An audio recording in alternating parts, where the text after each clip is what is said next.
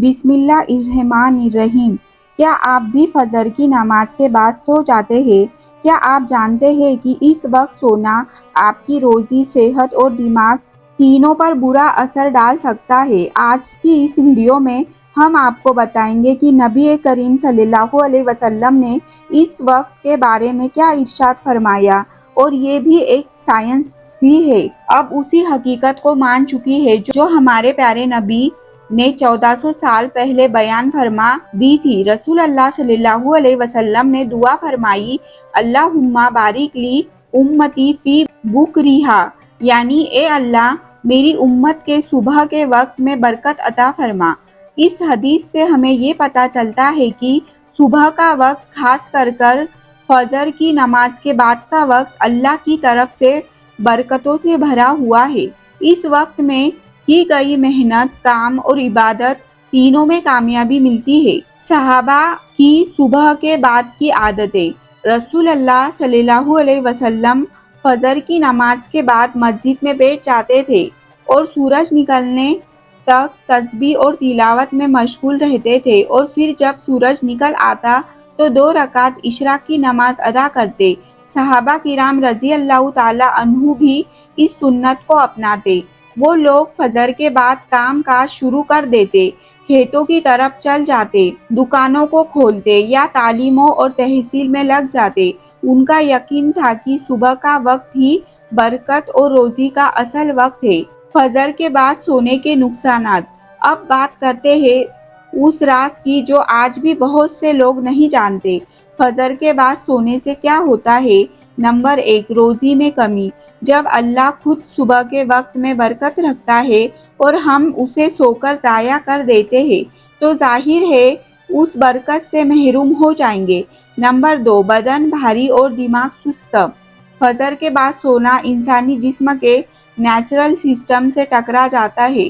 Science کہتی ہے کہ سورج کی روشنی میلاٹونین نامی نیند کی ہارمون کو کم کرتی ہے، لیکن اگر آپ اجالے میں بھی سوتے ہیں تو یہ ہارمون بگڑتا ہے، جس سے سارا دن تھکاوٹ، آلس اور چڑچڑاپن بنا رہتا ہے۔ نمبر 3، اندرونی بے چینی اور بے وجہ ٹینشن۔ صبح کا وقت دل اور دماغ کو سکون دینے کے لیے سب سے بہتر ہوتا ہے، لیکن اگر ہم اس وقت کو سو کر گزار دیں تو نفس اور شیطان کو ہم خود موقع دیتے ہیں کہ دن بھر ہمارے حالات بگڑتے جائیں۔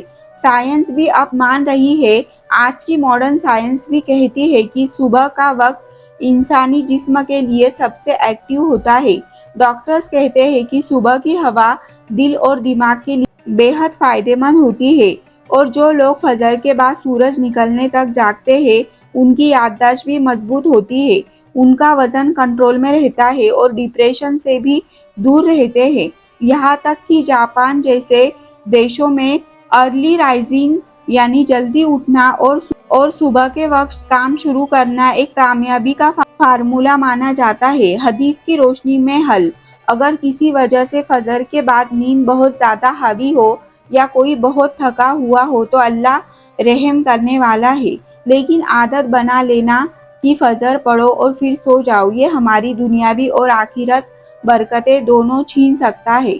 رسول اللہ صلی اللہ علیہ وسلم نے ارشاد فرمایا، جو شخص فجر کی نماز کے بعد بیٹھے بیٹھے اللہ کا ذکر کرتا رہے پھر سورج نکلنے کے بعد 2 رکعت اشراق پڑھے، اسے ایک مکمل حج اور عمرہ کا ثواب ملتا ہے۔ سوچئے، اللہ تعالیٰ ہمیں ایک حج اور عمرہ ثواب دے رہا ہے صرف اس بات پر کہ ہم فجر کے بعد کچھ وقت اللہ کو یاد کریں اور اشراق کی نماز پڑھیں۔ کیا یہ موقع ہم صرف نیند کی وجہ سے کھونا چاہیں گے؟ عام زندگی میں عمل کیسے کریں؟ نمبر 1، فجر کے بعد 30 منٹ جاگنے کا ارادہ کریں۔ شروع میں مشکل لگے گا لیکن دھیرے دھیرے عادت بن جائے گی۔ نمبر 2، تسبیح، دعا اور قرآن پڑھیں۔ یہ وقت دعا کے لیے قبولیت کا وقت ہوتا ہے۔ نمبر 3، عشاء کی نماز ضرور پڑھیں۔ یہ نبی کریم صلی اللہ علیہ وسلم کی پیاری سنت ہے اور ثواب بھی بہت ہے۔ نمبر 4، صبح کی پلاننگ کریں۔ یہی وقت ہے جب آپ اپنے پورے دن کی صحیح پلاننگ کر سکتے ہیں۔ تو پیارے ناظرین، اگر آپ چاہتے ہیں کہ آپ کا دن برکتوں سے بھرا ہو، صحت اچھی رہے، دماغ تیز ہو اور دل کو سکون ملے تو فجر کے بعد سونا چھوڑ دیجیے۔ جو لوگ اس عادت کو اپناتے ہیں وہ دنیا اور آخرت دونوں میں کامیاب ہوتے ہیں۔ اگر آپ کو یہ بات دل کو لگی ہو تو اس دوسرے تک ضرور پہنچائیں، کیونکہ شاید آپ کی وجہ سے کوئی شخص اس سنت کو اپنا کر اللہ کی برکتیں حاصل کر لے۔ ویڈیو کو لائک کریں، شیئر کریں اور چینل کو سبسکرائب کرنا مت بھولیے۔ ملتے ہیں نیکسٹ ویڈیو میں۔ خدا حافظ۔